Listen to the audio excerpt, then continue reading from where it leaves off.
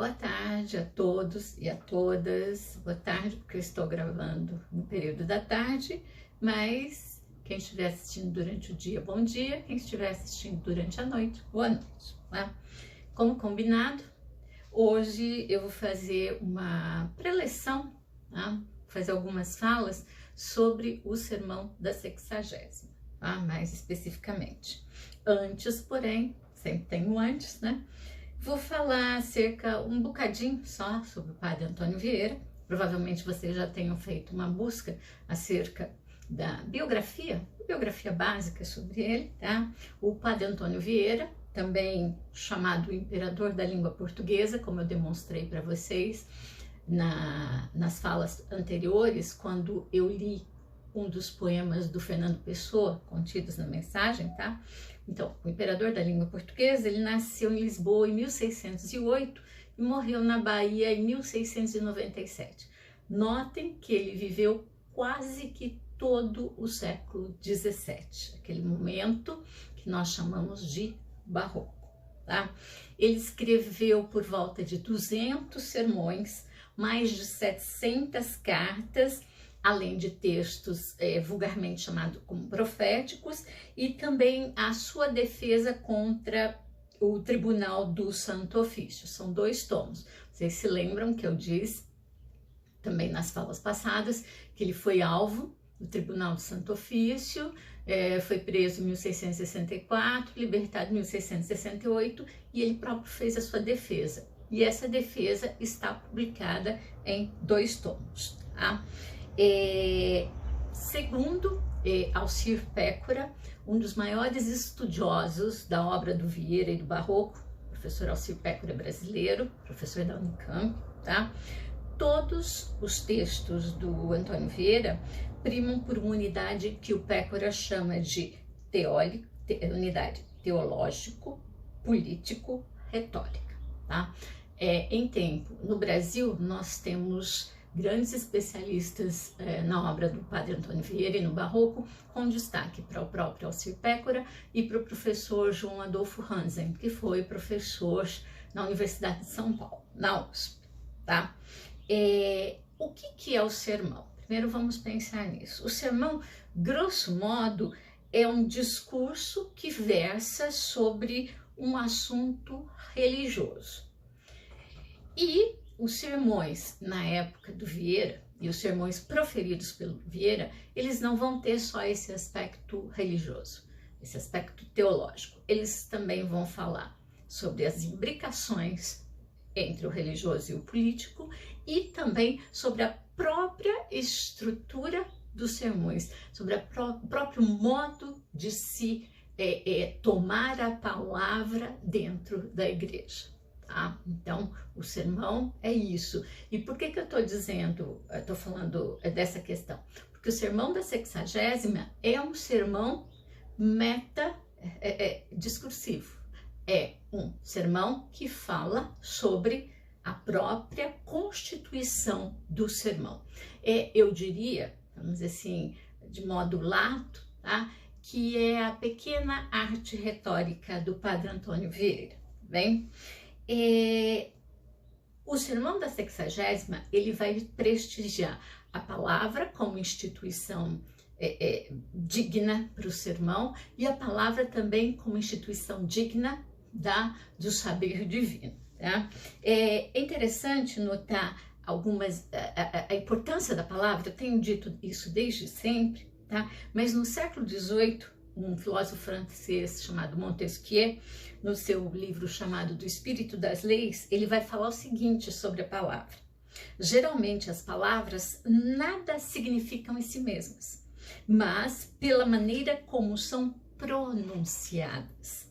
Frequentemente, repetindo-se as mesmas palavras, atribuímos a elas um sentido diferente, dependendo esse sentido de sua relação com outras coisas, porque as palavras estão ligadas à ação e dela participam.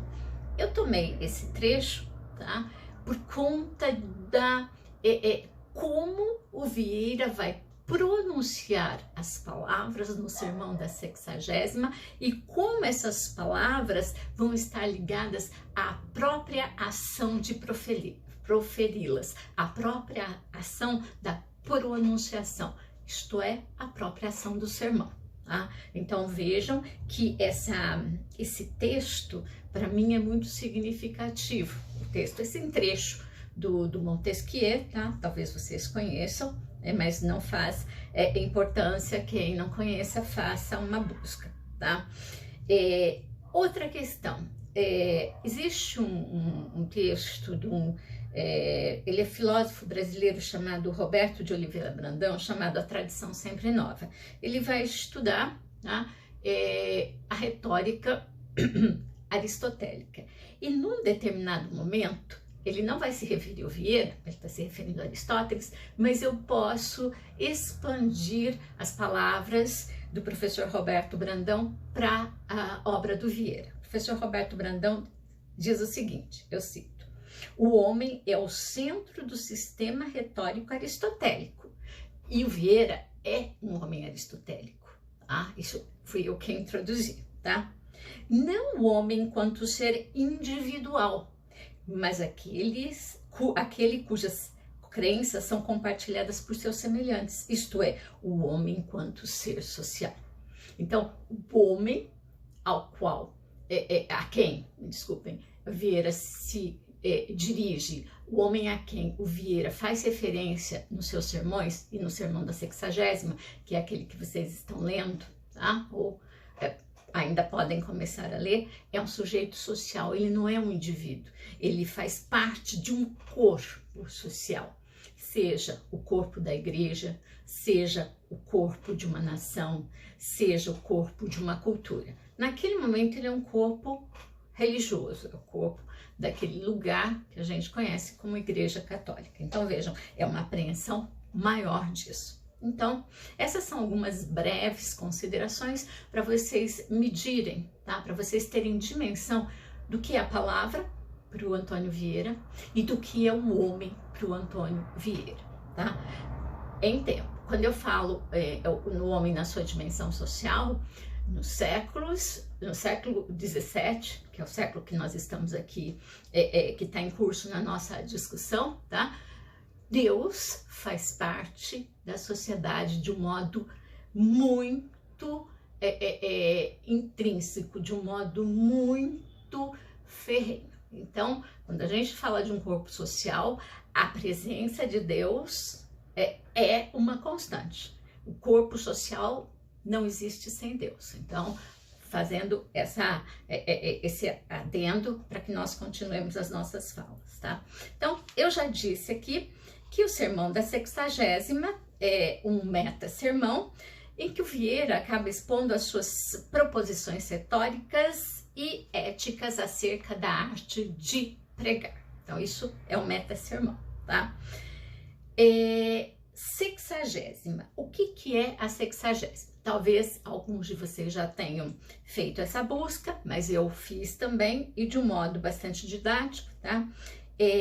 O ano litúrgico da Igreja Católica começa e termina 4 semanas antes do Natal e apresenta 2 grandes ciclos, o ciclo do Natal e o ciclo da Páscoa.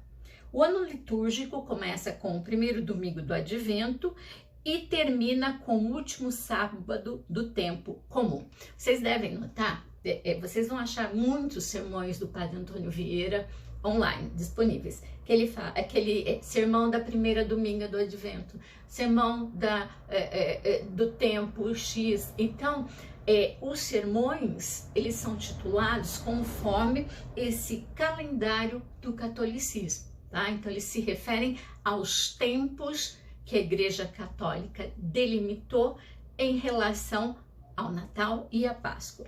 E o que é a 60ª? Então, no tempo da 60ª, o Evangelho do dia indica o objetivo de Deus. E qual é o objetivo de Deus? A Igreja e a alma humana são campos onde o divino semeador deseja lançar suas sementes a fim de colher frutos abundantes. Porém, para isso, vários esforços devem ser conciliados. Então vejam, quem de vocês procurou o que é a 60ª conseguiu relacionar o porquê do título, Sermão da 60ª, a importância da parábola do semeador na constituição de todo o sermão e a caracterização do Sermão da 60ª como meta-sermão, porque vai falar sobre a palavra, porque vai falar sobre a importância da constituição, não somente retórica, mas ética dessa palavra. Como essa palavra pode ser, ou melhor, deve ser semeada de um modo conveniente, de um modo adequado, para que ela tenha frutos abundantes e norteados pela ética do catolicismo da época. Então vejam, o esmero, a agudeza do Padre Antônio Vieira na conciliação de questões políticas, teológicas e retóricas no mesmo sermão, no mesmo texto. Alguns de vocês podem estar se perguntando, por que a Rosana selecionou um sermão para estudar dentro de uma disciplina chamada Formas Narrativas na Literatura de Língua Portuguesa, ou na Literatura Portuguesa, melhor. Porque ali nós temos um texto construído a partir de um lugar, o século XVII ainda, onde o texto narrativo, me desculpem, o texto histórico e o texto ficcional ainda estão num lugar muito... a fronteira entre eles ainda é um lugar meio complicado de ser estabelecido.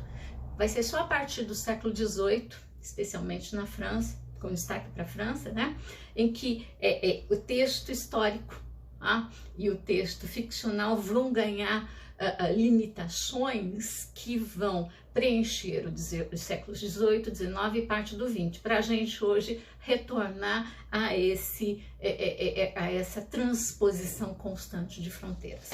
O certo é que eram textos narrativos, isto é, textos que de alguma maneira conciliavam elementos estilísticos e que, vamos dizer assim, trabalhavam com um percurso de continuidade num determinado tempo e fazendo uso, no caso dos sermões, desculpem pela flexão errada do plural, dos sermões, tá? Fazendo uso de um estilo que recorria muitíssimo às mais variadas figuras retóricas para se constituir como um texto narrativo, tá bem? Então vejam, eram essas questões limítrofes, o que era um texto histórico, o que era um texto ficcional.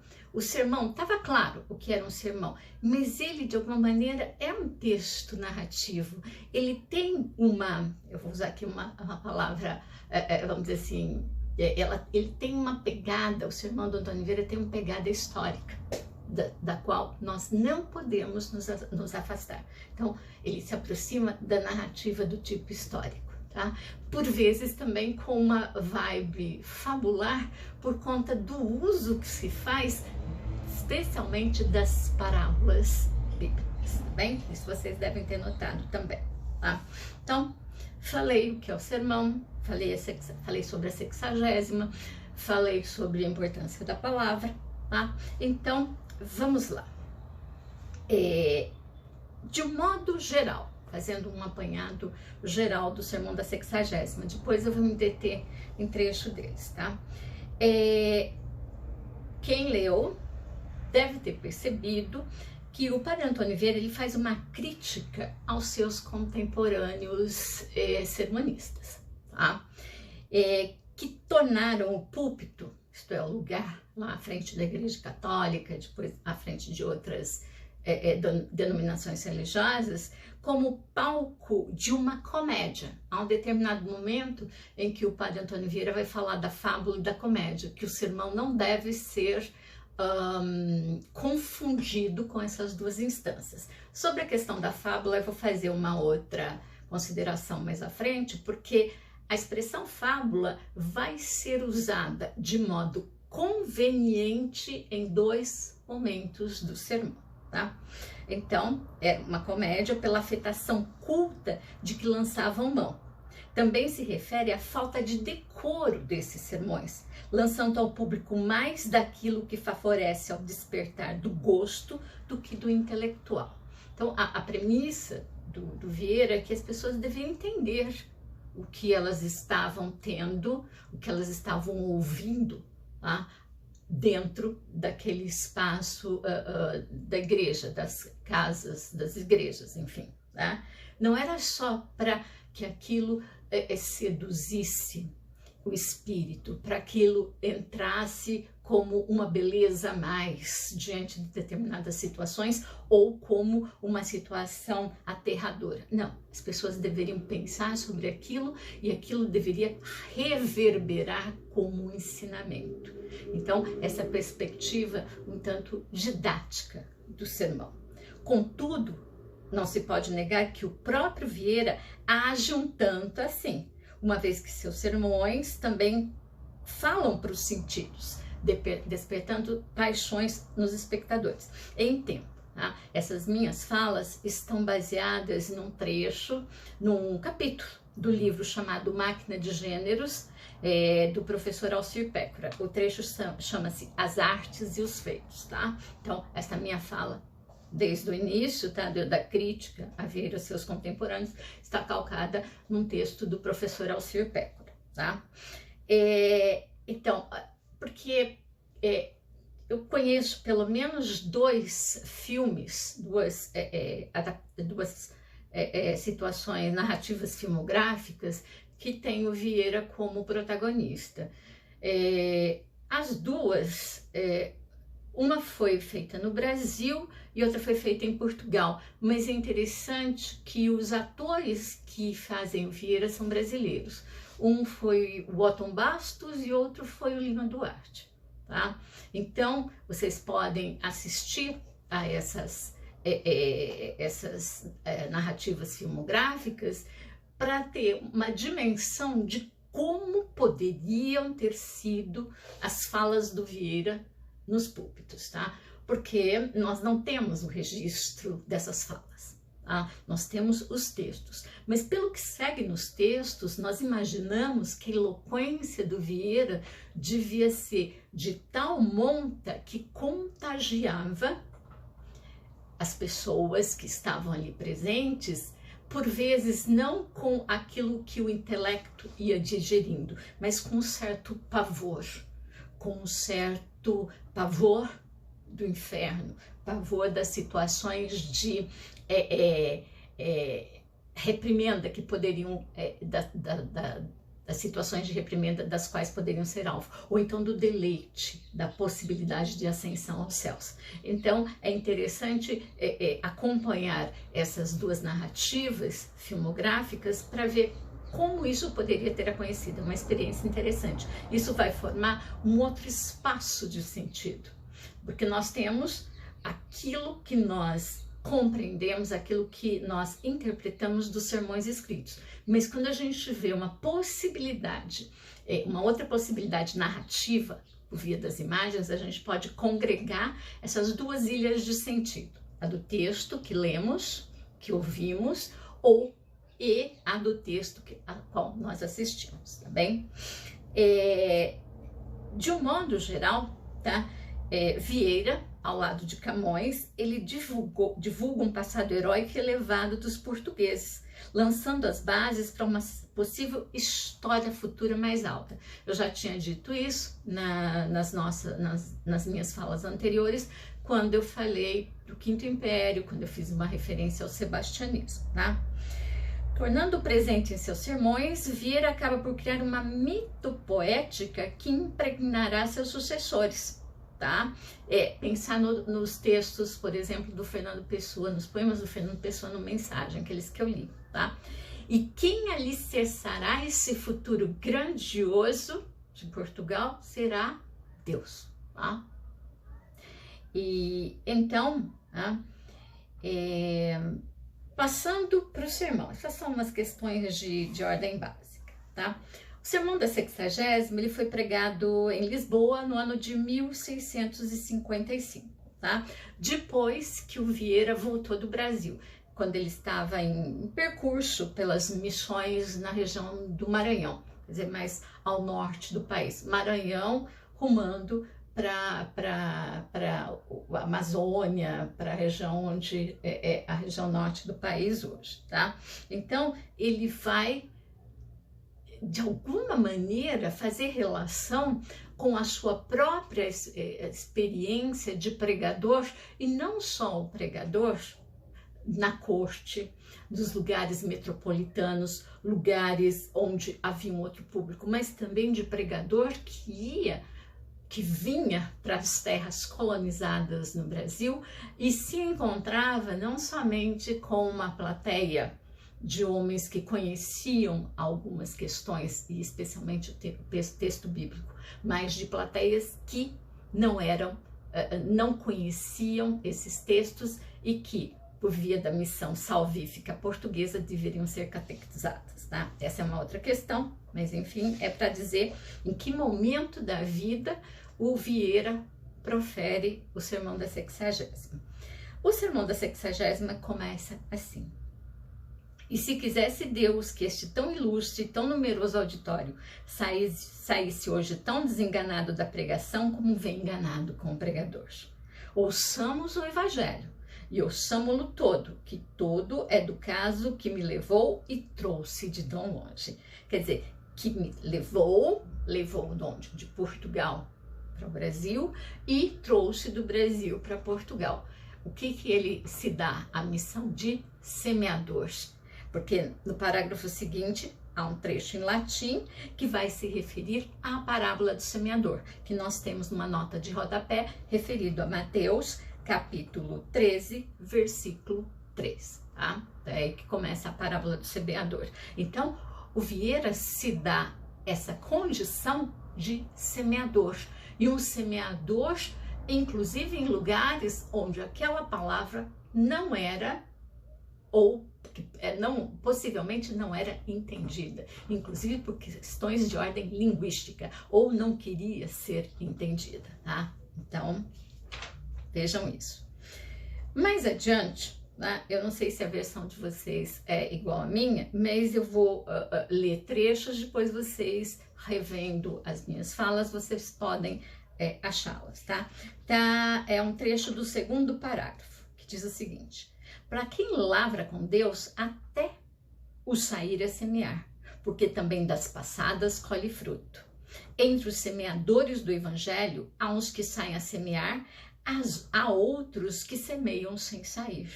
Os que saem a semear são os que vão pregar à Índia, à China e ao Japão.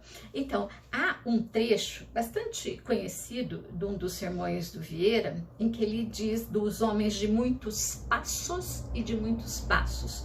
O passos com 2 S's e passos com C cedilha. Passos, reconhecendo o andar, o caminhar, e os passos com C cedilha, reconhecendo os castelos, os palácios, os lugares dos governantes, tá? Então, o Vieira procura não desprestigiar nenhum desses homens, nem o que fica nos passos, nem aquele que tem muitos passos, porque ele próprio foi um homem dos 2 passos, tá?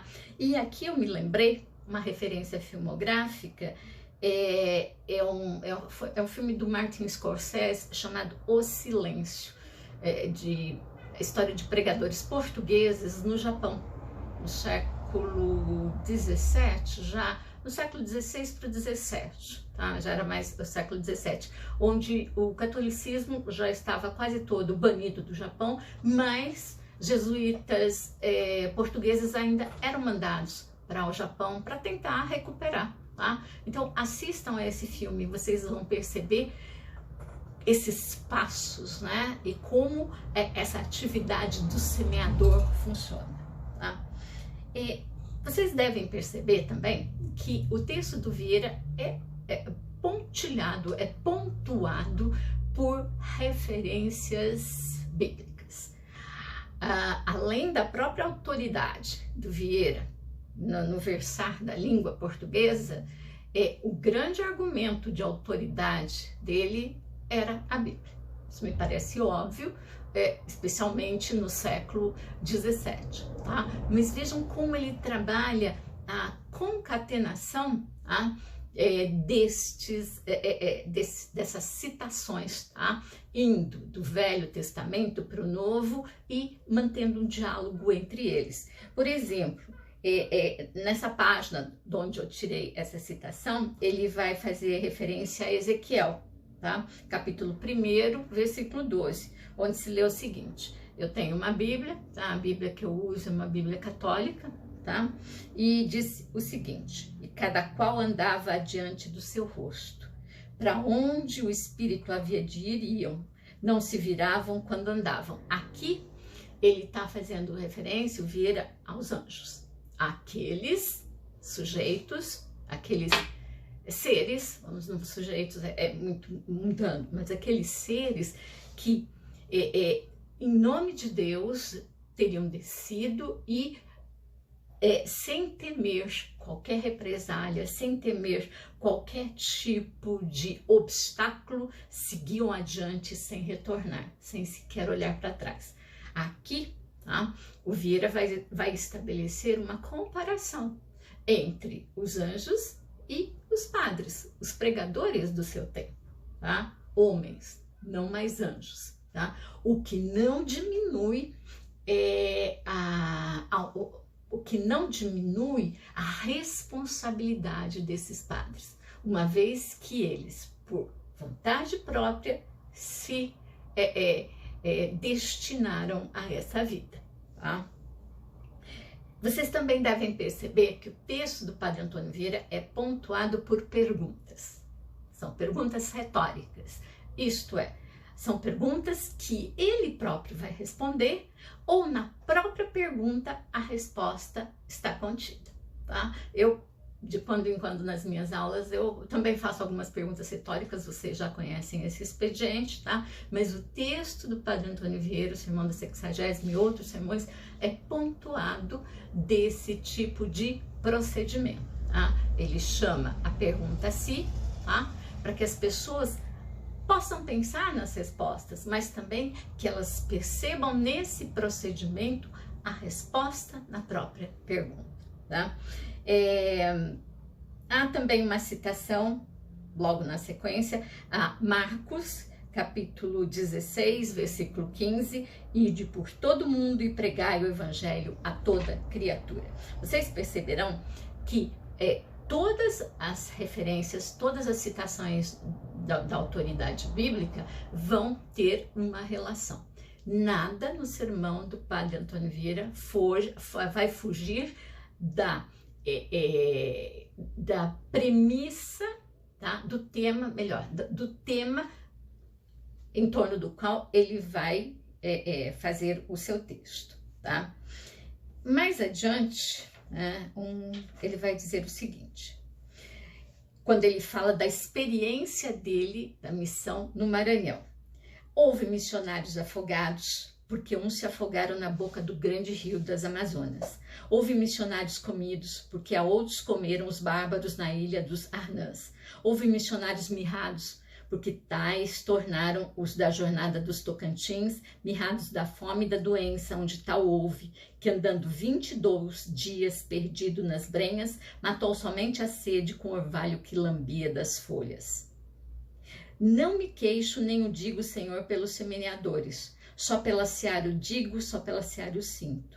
Para os semeadores isso são glórias, mirrados sim, mas por vontade de vós mirrados. Afogados sim, mas por amor de vós afogados. Comidos sim, mas por amor de vós comidos. Pisados e perseguidos sim, mas por amor de vós perseguidos e pisados. Então, aqui, de alguma maneira, está em curso a questão do livre-arbítrio. Nenhum desses pregadores saiu para pregar sem ter uma mínima dimensão das dificuldades que encontrariam. Portanto, essas dificuldades não deveriam ser futuramente desculpas para dizer: ah, não consegui fazer isto, ah, minha empresa não foi frutífera, ah, não, eu estava faminto, eu estava doente, por isso não consegui ou não continuei. Não há desculpas, uma vez que esse livre-arbítrio levou esses homens a abraçar a causa de Deus, por amor a Deus. E por amor a Deus, eles não devem usar a sua fraqueza, a sua vaidade ou qualquer outra das vicissitudes humanas como desculpa para não ter conseguido, tá? Assim o fez o semeador do nosso evangelho. Ele não desanimou nem na primeira, nem na segunda, nem na terceira perda. Continuou por diante no semear, e foi com tanta felicidade que nesta quarta e última parte do trigo se restauraram com vantagem as perdas do demais.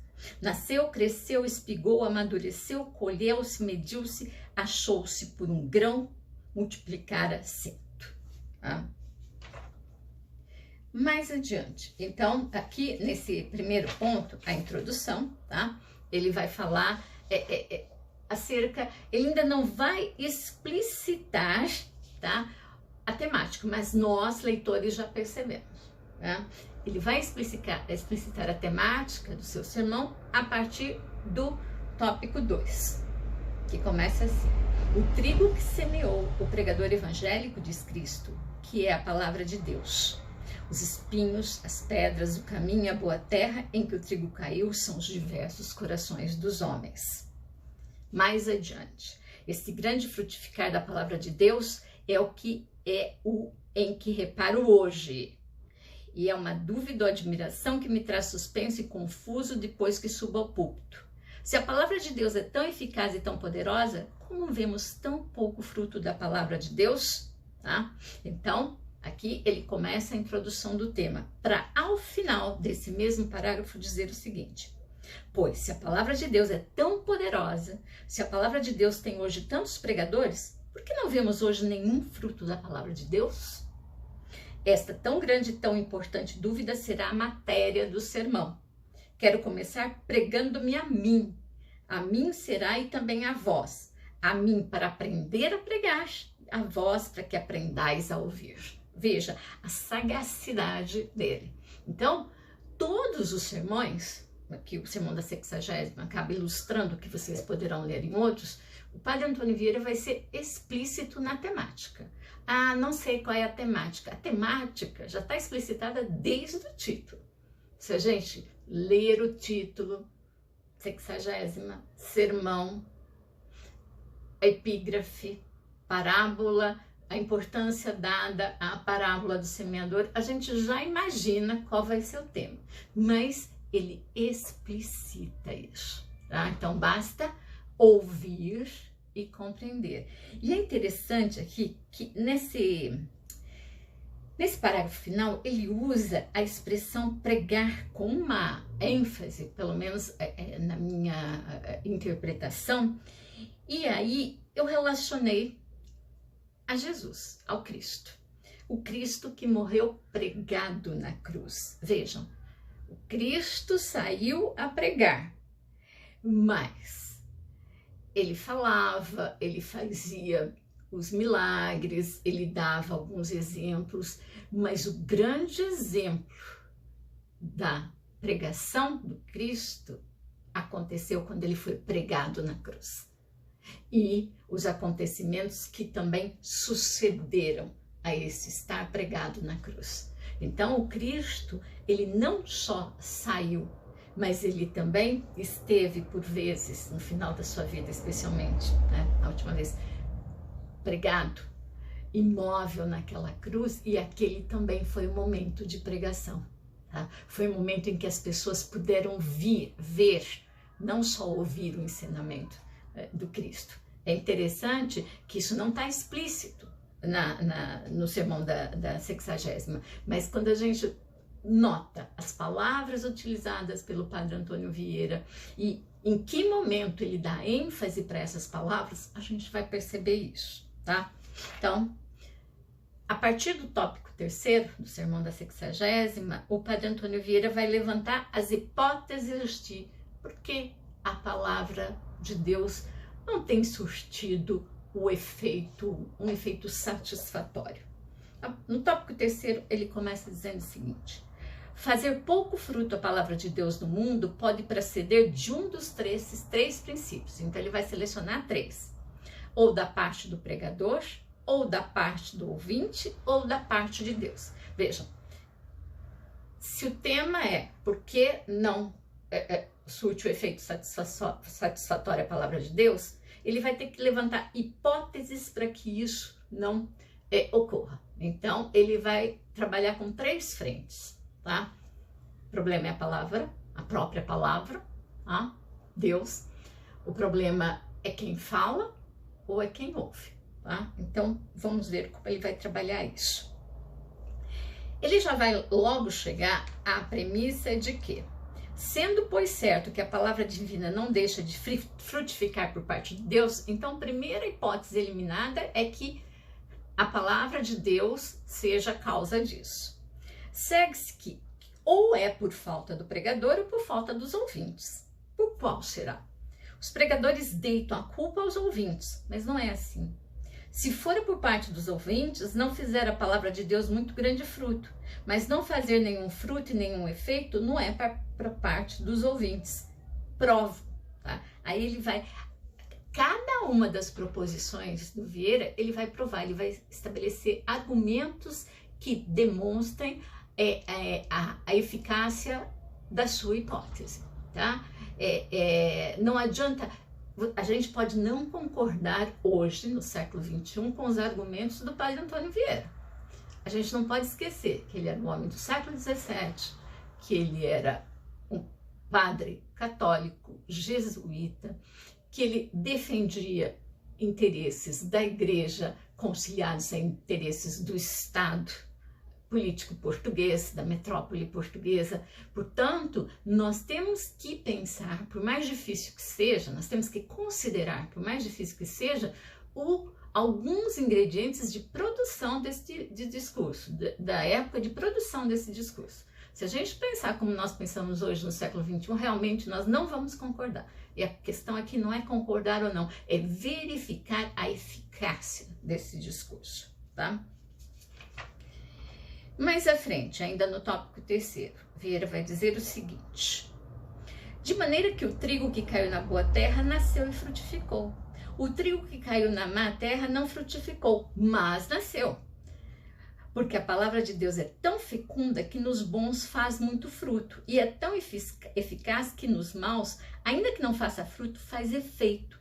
Lançada nos espinhos, não frutificou, mas nasceu até nos espinhos. Lançada nas pedras, não frutificou, mas até nas pedras nasceu. Tá? Então vejam, a questão é que há o primeiro movimento, o do atirar a semente. Há o segundo movimento, do nascer. Agora, o terceiro movimento, que seria do frutificar e dar frutos, aí entra o problema. Então, por que esse terceiro estágio tem problemas? Tá? Então, vejam, é aí que o Vieira vai provar que os ouvintes não são um problema. Tá? Eles recebem, eles até conseguem, até um determinado ponto do percurso, acompanhar e serem terreno fértil, mas depois, em algum ponto, a coisa se trunca. Aí a culpa não é mais dos ouvintes. Aí entra o terceiro elemento, que é o pregador. Tá? Ao final desse tópico 3º, Vieira diz o seguinte: supostas estas duas demonstrações, suposto que o fruto e efeitos da palavra de Deus não fica nem por parte de Deus, nem por parte dos ouvintes, segue-se por consequência clara que fica por parte do pregador. E assim é. Sabeis, cristãos, por que não faz fruto a palavra de Deus? Por culpa dos pregadores. Sabeis, pregadores, porque não faz fruto a palavra de Deus? Por culpa nossa.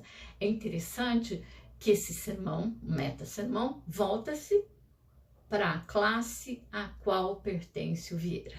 Tá? Então, quando ele fala desse coletivo, ele não vai falar... Por isso aí aquela ideia do homem social. Vieira não está se dirigindo a este ou aquele. Ele poderia até estar se dirigindo a este ou aquele. Inclusive, há alguns levantamentos sobre quem seriam estes ou aqueles. Mas, de modo geral, são todos aqueles que pertencem a um determinado lugar social, ou seja, os pregadores da Igreja Católica.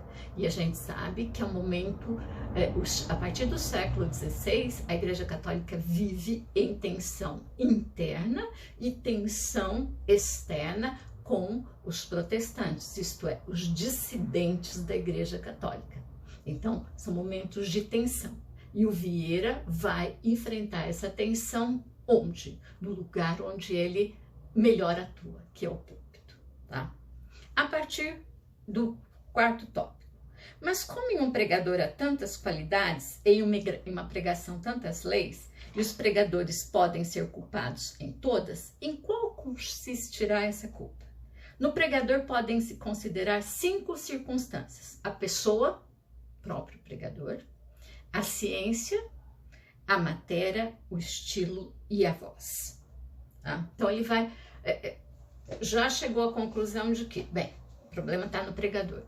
Mas no pregador, o que pode conferir essa ineficácia da palavra? Então ele vai levantar essas 5 circunstâncias. Né? No tópico 4, ele volta a falar do verbo, que é a palavra. Verbo divino é palavra divina. Mas importa pouco que as nossas palavras sejam divinas, se forem desacompanhadas de obras. A razão disto é porque as palavras ouvem-se, as obras vêm-se.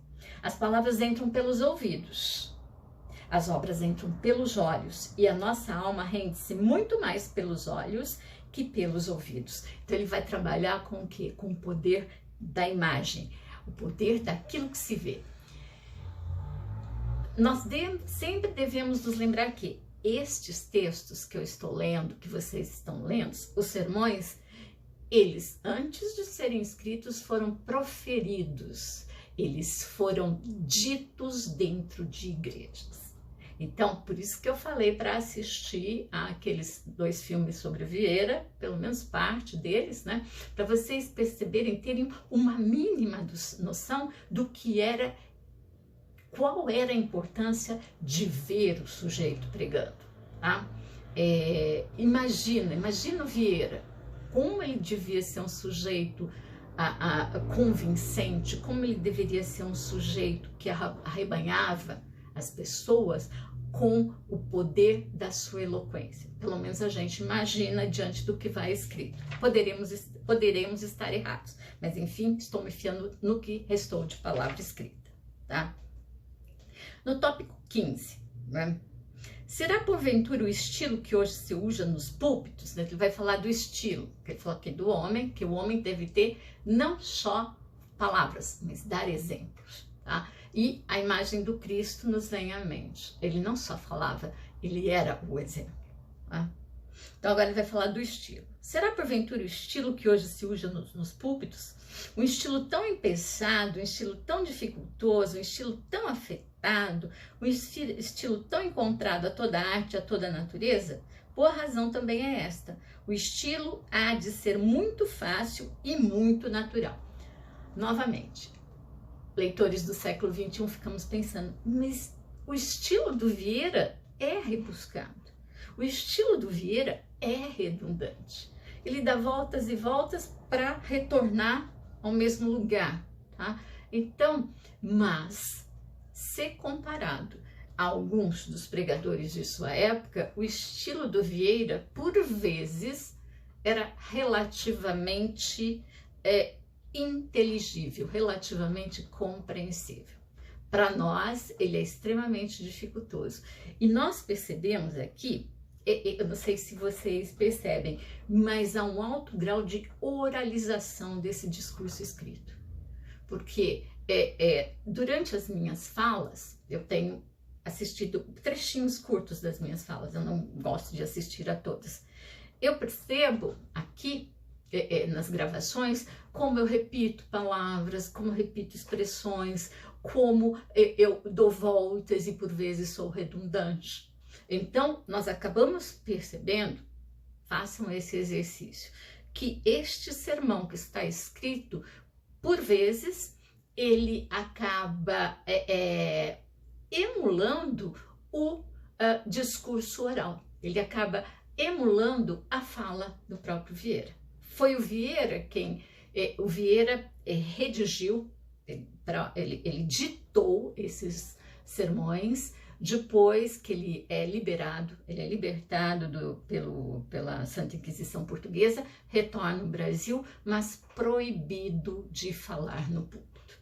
Então, a sua vida, o final da sua vida no Brasil vai ser dedicada, dentre outras coisas, à escrita, a ditar os sermões para que eles fossem registrados. Então, vejam o grau de oralização que existe nesse percurso. E a gente acaba percebendo isso, por exemplo, pelo nível de redundância, tá? Pelas palavras, por vezes, repetidas, tá? No tópico 6º, ele vai falar da matéria, tá? Será pela matéria ou matérias que tomam os pregadores? Usa-se hoje um modo que chamam de apostilar o evangelho, em que tomam muitas matérias, levantam muitos assuntos, e quem levanta muita caça e não segue nenhuma, não é muito que se recolha com as mãos vazias. Boa razão é também esta: o sermão há de ter um só assunto e uma só matéria. Aí ele vai dar um exemplo. Eis aqui o que acontece aos sermões desse gênero, me desculpem. Como semeiam tanta variedade, não podem colher a coisa certa. Quem semeia misturas, mal pode colher trigo. Se uma nau fizesse um bordo para o norte, outro para o sul, outro para o leste, outro para o oeste, como poderia fazer viagem? Tá? Então veja, aqui são os exemplos inteligíveis do público, né? No tópico 7, ele vai falar sobre a falta de ciência, que é a falta de conhecimento das próprias, não só do texto bíblico todos conhecem, mas de toda uma série de sujeitos que teriam trabalhado esse texto, tá? Mais adiante, vocês podem ler. Lá à frente, a gente está no final do tópico 9, tá? Ele vai falar sobre a fábula, que eu fiz referência nas minhas questões iniciais, tá? Ele diz assim: fecharão os ouvidos à verdade e abri-losão às fábulas. Fábula tem 2 significados, quer dizer fingimento e quer dizer comédia, e tudo são muitas pregações deste tempo. São fingimento porque são sutilezas e pensamentos aéreos sem fundamento de verdade. São comédia porque os ouvintes veem a pregação como uma comédia, e há pregadores que vêm ao púlpito como comediantes, tá? Quando ele fala do fundamento de verdade, o texto bíblico é a verdade. Não só o Vieira, mas os homens da Igreja Católica naquele momento, tá? Se fiavam na verdade do texto bíblico. Então, tudo aquilo que não se fiasse nesse texto era motivo de ser tratado como fábula ou como comédia. Uma grande pantomima era feita à frente do público. E o Vieira não queria, ele não se incluía, ele se excluía desse ponto. Mas aqui, vejam, ele vai usar a expressão fábula, que eu falo recorrentemente para vocês, quando nós nos referimos à efabulação, é o modo de narrar alguma coisa, é a construção textual, de modo geral, tá? Porque lá à frente, então ele vai usar de modo conveniente, tá? E a conveniência era, e deveria continuar sendo até hoje, a conveniência continua sendo, é que nós não percebemos. O uso conveniente de determinadas expressões e determinados sentidos em determinadas situações. Porque mais à frente, no texto que fecha, no tópico que vai fechar o sermão da 60ª, o Vieira vai dizer o seguinte, tá? Quando ele vai depois de ter, tá? Vou começar o tópico 10º. Dir-me-eis o que a mim me dizem e o que já tenho experimentado, que se pregamos assim, zumbam de nós os ouvintes e não gostam de ouvir. Ó, boa razão para um servo de Jesus Cristo. Zombem e não gostem, embora e façamos nós nosso ofício. A doutrina de que eles zombam, a doutrina que eles desestimam, essa é a que lhes devemos pregar. E por isso mesmo, porque é a mais proveitosa e a que mais há mister.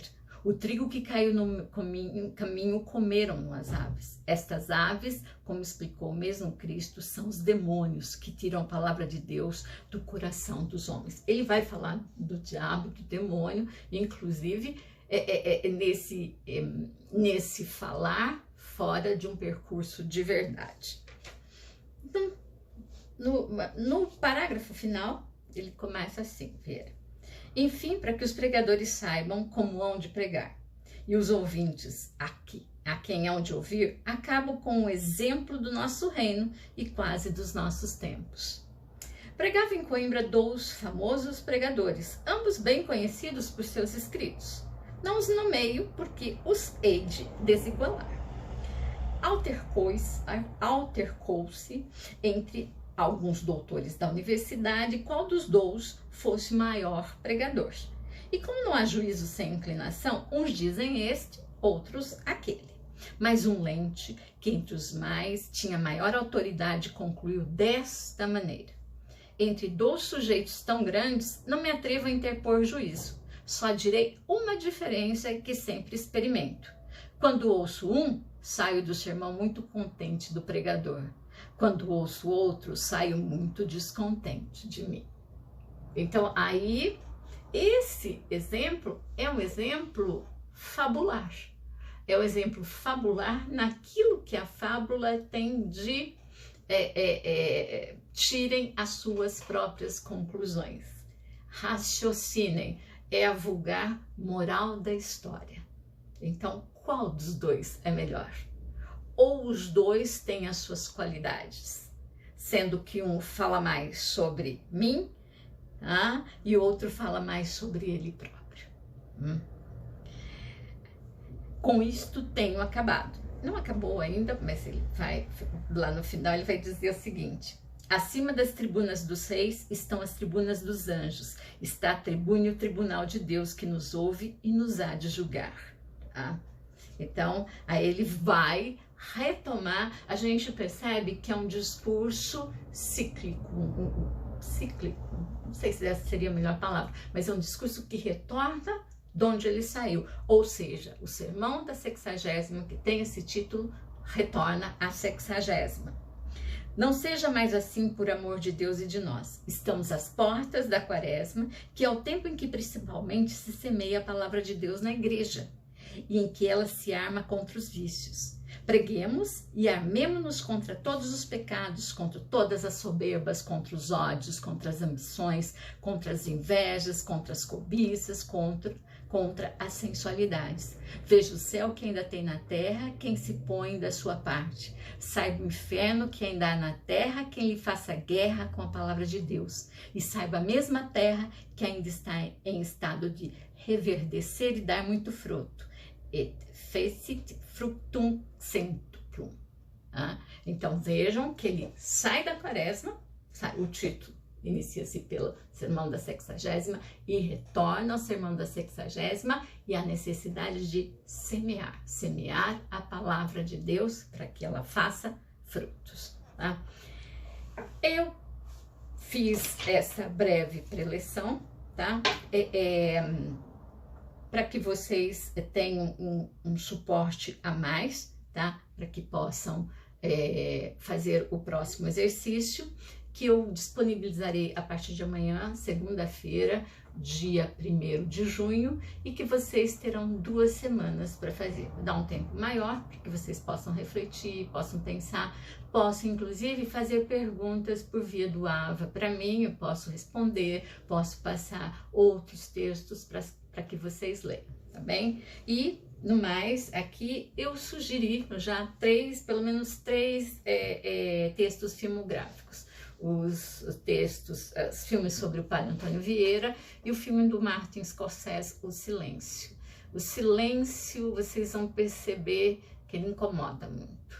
Não é só o silêncio também incomoda, mas o filme, o silêncio, pelas perguntas que aqueles sujeitos pregadores do século XVII se fazem, incomoda muito, porque as perguntas que eles se fazem ainda são perguntas que reverberam o texto do padre Antônio Vieira e reverberam mais do que o texto do Vieira, reverberam a própria angústia do ser humano, ou angústia de ser humano. Eu agradeço, tá? Tenham todos uma boa semana, cuidem-se, saúde, beijo. Obrigada.